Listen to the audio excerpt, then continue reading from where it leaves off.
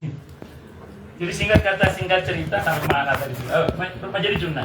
Maka kalau rumah ini menjadi tempat yang nyaman bagi suami, bagi istri, bagi anak untuk pulang kalau ada masalah, maka berarti Pak Budianto sudah mengamalkan firman Allah dalam Al-Quran surah At-Tahrim ayat 6. Ya ayyuhalladzina amanu qu anfusakum wa ahlikum nar.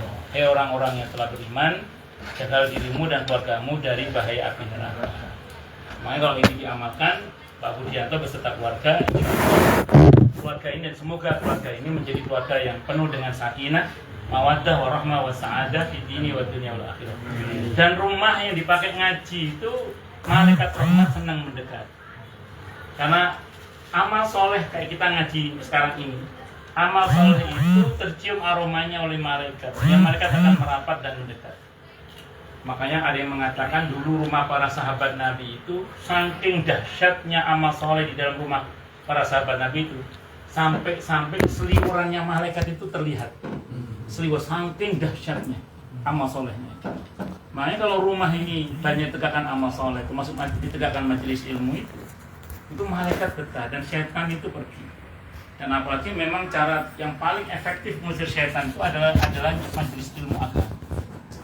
Kata para ulama, satu orang yang mengerti agama itu lebih berat bagi setan daripada 1000 orang ahli ibadah tapi bodoh.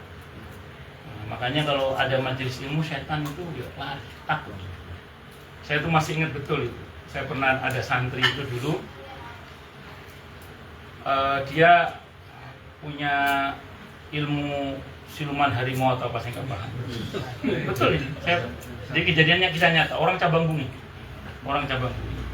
itu kalau nyakar gitu nggak ada kukunya, dia robek baju itu. Kalau tidur dibangunin kurang gitu. Terus dia minta didoakan. Saya bilang saya bukan ahli ruqyah, saya bilang. Sama ngaji aja lah, saya bilang. Perbanyak zikir dan datang kepada dia. Akhirnya kurang lebih 2 tahun itu ikut saya. Kemana saya ngajar ngikut, 2 tahun kira-kira. Mana yang ngajar ngikut. Alhamdulillah setengah tahun itu sudah hilang macannya. Bukan berarti saya menghilangkan semua karena Allah, tapi mungkin dari barokahnya hadir majelis ilmu itu. Yang satu lagi Nyi Blorong, perempuan kalau ini. Sama sener katanya Nyi Blorong, katanya. Saya nggak tahu betul apa enggak itu. Katanya. Karena juga katanya kan jin bisa saja bohong kan, jin namanya jin. Butuh atau ngapa ngajin atau kesurupan. Yang ngakunya sih katanya Nyi Blorong. Nggak tahu betul apa enggak, saya nggak paham.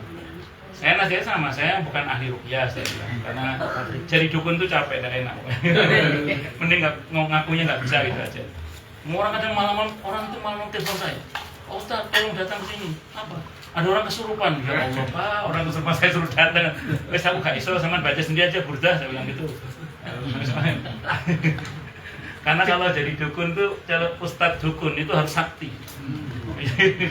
Kayak nggak boleh sakit gitu. Makanya saya nggak suka, mas. Hati guru gini aja. Terus singkat kata saya bilang, saya nggak bisa ruqyah, saya bilang, saya bukan ahlinya. Saya bilang, kalau mau hadir di majelis ilmu, perbanyak zikir. Akhirnya dia sering hadir majelis ilmu. Bersih, alhamdulillah sembuh. Suatu saat kumat lagi, saya tanya, kenapa kok kumat? Lama nggak ngaji, ngaji lagi. Betul itu. Itu yang paling efektif itu. Ngusir jin itu diantaranya adalah majelis ilmu. Jadi kalau rumah ini misalnya, insya Allah nggak ada sih. Misalnya, kalaupun ada 3 atau 2. Wah, nggak ada. Takut dia nanti. Jadi, singkat cerita, apa namanya? Kalau sering pakai majelis ilmu, insya Allah lah setannya pergi. Insya Allah setannya nggak betah. Insya Allah. Saya kira ini Pak Budianto bisa saya sampaikan, semoga bermanfaat. Silakan kalau ada yang mau tanya, protes, marah boleh. Silakan. Kalau ada. Kalau nggak ada berarti jelas semua atau tidak jelas semua? Ya, monggo Pak. Itu saya pernah dengar kalau mau pindah rumah atau menempati rumah baru atau yang baru direnov atau bahkan kita kalau mau pindah karena sewa rumah gitu, itu bukannya surat Yasin yang dibaca, tapi sebaiknya Al-Baqarah sampai tamat. Itu apa ada tuntunannya atau ada hadisnya yang bagaimana? Karena di dalam surat Al-Baqarah itu sendiri saya pernah lihat itu memang di situ ada untuk para makhluk halus itu tidak ada di tempat itu. Ya, betul memang. Nah, makasih Kak. Yes. Di dalam tafsir Ibnu Katsir, ketika Ibnu Katsir membahas surah Al-Baqarah, permulaan tafsir itu beliau menceritakan keutamaan surah Al-Baqarah. Antara lain, kalau rumah itu dibacakan surah Al-Baqarah, maka setan selama 3 hari pergi dari rumah itu. Jadi kalau misalnya Pak Budianto ada 6 berkeluarga, 6 orang dalam satu keluarga ini bisa patungan, kan ada 286 ayat itu dibagi 6. Nah, kalau semuanya baca, kalau yang semuanya baca berarti dibagi sampai misalnya selesai. Ini untuk meruqyah rumah demi mengusir setan selama 3 hari. Tapi 3 hari cuman itu. Jadi yang kalau mau melanggengkan itu sebenarnya ya dengan sholat, baca Al-Quran, termasuk dengan adakan kajian ilmu di dalam rumah walaupun cuma 5 menit. Ya, walaupun cuma 5 menit. Nah, kalau mengenai baca surah Yasin itu sebenarnya universal, umum, apa saja sebenarnya, terutama untuk mendapatkan ampunan dari Allah. Karena yang Hasan menurut Imam At-Tirmidzi, Ibnu Katsir, barang siapa yang baca surah Yasin di malam hari, maka malam itu di pagi harinya jangan diampuni oleh Allah Subhanahu wa Ta'ala. Nah, jadi kalau orang diampuni oleh Allah, otomatis setan nggak suka. Nah, itu seperti itu. Jadi singkat kata, singkat cerita, Yasin tidak ada masalah sebenarnya. Cuman memang kalau stressingnya di pada ngusir setan secara khusus, itu baca surah Al-Baqarah. Tapi tunggu dulu ya, jangan buru-buru ngecap kalau ada sesuatu di rumah kita mesti setan. Maaf nih misalnya, ada sesuatu yang berkelebat atau ada suara atau apa, itu belum tentu setan. Selama tidak mengganggu, dia bukan setan, itu jin alami. Jin alami. Selama tidak mengganggu ya, itu jin alami. Dan kita nggak boleh kegeeran mengatakan dia menempati rumah saya. Tidak, bisa jadi kita menempati rumah dia. Karena kita baru berapa puluh tahun di sini, sementara jin itu sudah ratusan tahun di sini dia. Begitu. Jadi bukan dia menempati rumah kita, bisa jadi kita menempati rumah dia. Gitu. Ya makanya tinggi. Nah, makanya nggak usah takut. Makanya Pak Budianto misalnya sholat tahajud ada yang ikut, biarin aja. Dia nggak apa-apa. Kan ada di surah Al-Jin kan? Di surah Al-Jin itu kan kalau andaikan kita bisa melihat kata Allah di belakang Nabi itu ada banyak bangsa jin yang berdesak-desakan untuk ikut sholat berjamaah dengan Nabi.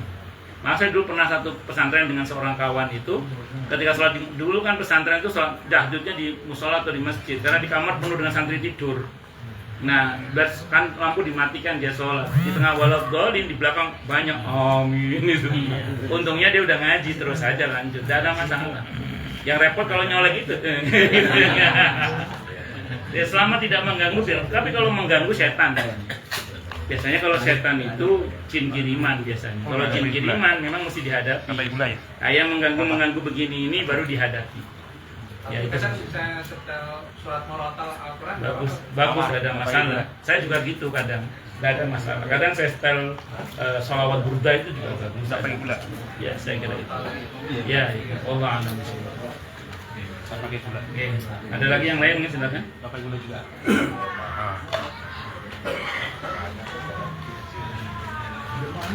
Saya rasa udah cukup kalau Ada yang bertanya? Kalau nggak ada, saya cukup sekian dan mohon maaf. Wallahu muwaffiq ila aqwamit thoriq. Wassalamualaikum warahmatullahi wabarakatuh. Waalaikumsalam warahmatullahi wabarakatuh. Ada doakan dari Mas Habib Abdullah.